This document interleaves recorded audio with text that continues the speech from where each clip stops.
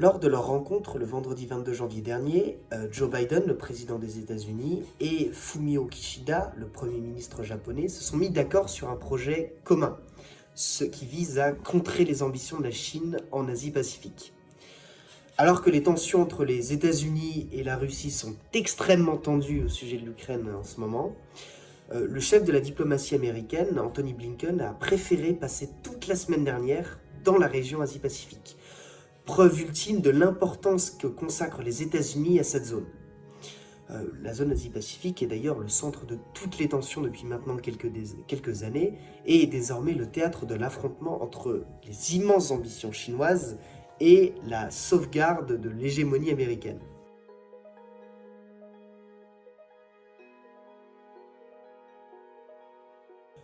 Pour recontextualiser, l'Asie-Pacifique est un ensemble géographique constitué de l'Extrême-Orient, du sous-continent indien et de l'Océanie.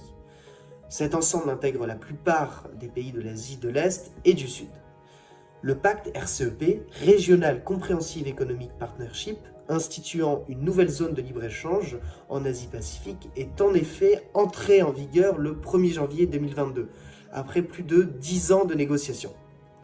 Ce partenariat régional économique global, qui profite principalement, ou du moins qui profitera principalement à la Corée du Sud, à la Chine et au Japon, est indéniablement sur le point de modifier de manière radicale le jeu du commerce international dans les décennies à venir.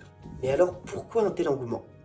Eh bien, qualifiée de nouveau centre de gravité par la CNUSED, cette nouvelle zone de libre-échange en Asie-Pacifique est appelée à modifier de manière absolument démesurée le commerce mondial.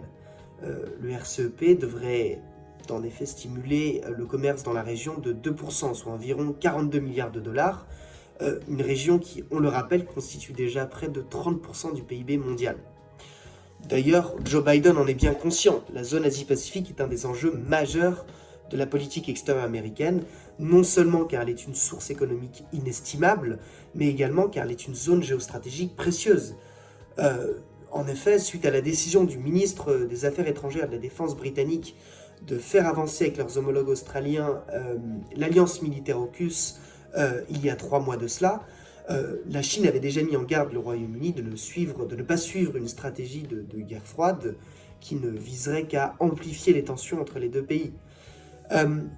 Si la Maison-Blanche a, pour le moment, choisi la voie de la diplomatie vis-à-vis de Pékin, le Pentagone se prépare tout de même à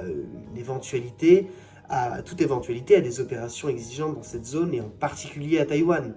Même si, on le répétera jamais assez, la côte américaine la plus proche se situe à près de 11 000 km.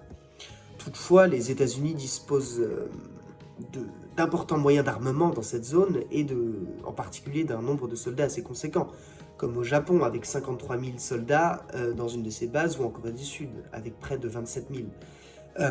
Reste à savoir si, à l'instar du mois de mai dernier, lorsque la Chine avait refusé de retirer ses bateaux entrés illégalement dans la zone économique exclusive philippine, et qui revendique d'ailleurs la quasi-totalité de cette mer de Chine méridionale, riche en ressources naturelles, demeure sensible ou non à ces menaces.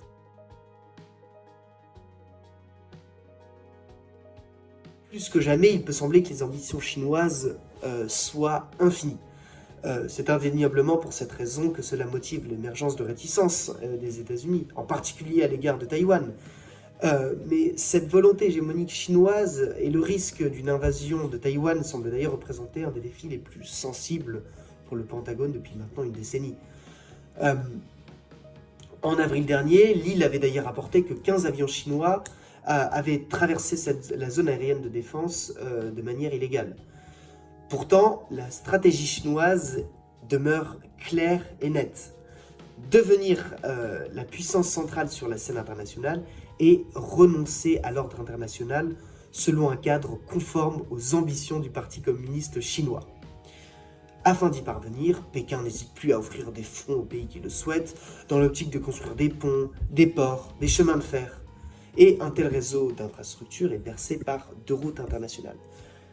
La traditionnelle route de la soie, qui traverse l'Asie centrale, et une voie maritime reliant la Chine à l'Europe, en passant par l'Asie du Sud-Est et, bien entendu, l'Afrique.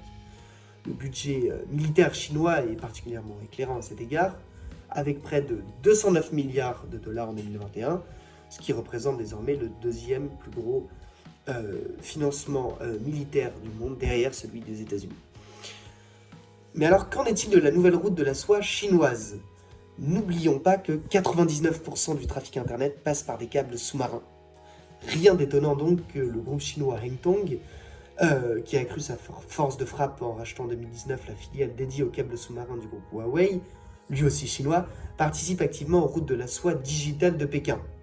Et il est désormais difficile d'imaginer que la Chine ne laisse à l'Australie une partie du monopole de l'or numérique. Alors qu'en est-il des petites îles du Pacifique ? Micronésie, Papouasie, les îles Fidji, les îles Samoa, les îles Cook, tant de petites îles du Pacifique font désormais allègement à la République populaire de la Chine. En Papouasie, les pré-chinois ont indéniablement participé à l'aménagement du territoire. En effet, les infrastructures portuaires, routières ont été considérablement améliorées. Cependant, dans les îles Tonga, où les prêts atteignent 45% du PIB par exemple, le pays est désormais incapable de rembourser sa dette. Résultat, ces îles perdent naturellement une partie de leur souveraineté et en arrivent presque à soutenir à l'ONU les politiques répressives chinoises. En bref, c'est ce qu'on appelle une trap debt. Ces financements sont également loin d'être réglementaires. Il en est, entre autres, difficile de nier la corruption des élites locales par le Parti communiste. Mais une chose est à retenir par-dessus tout. Les prêts ne sont que très rarement directement versés aux gouvernements locaux, mais le plus souvent vers des entrepreneurs chinois. Autrement dit, l'argent ne ressort jamais du territoire chinois. C'est un circuit qui reste fermé, mais qui s'étend désormais sur toute cette zone du Pacifique. Finalement, les intérêts économiques et géopolitiques de la zone Pacifique sont aussi immenses que les ambitions chinoises et le désir de conquête territoriale de ce pays. Taïwan, Hong Kong, les zones économiques exclusives philippines et australiennes, plus rien ne semble pouvoir arrêter les désirs fous de Xi Jinping et il est difficile de croire que les réticences américaines n'y changent quoi que ce soit.